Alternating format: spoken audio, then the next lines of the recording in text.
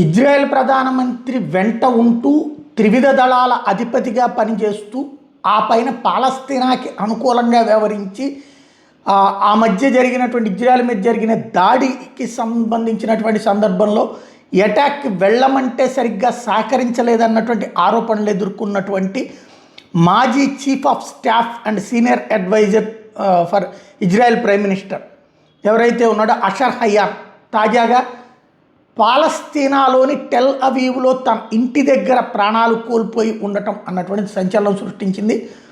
Netanyahu తన ప్రత్యర్థుని బ్రతకనీయడు, చంపేస్తుంటాడు అన్నటువంటి ఆ అభియోగం మోపుతున్నది వాళ్ళ కుటుంబం. అందులో భాగంగానే నెతన్యాహునే ఈయన్ని చంపేశాడు, హయాన్ని.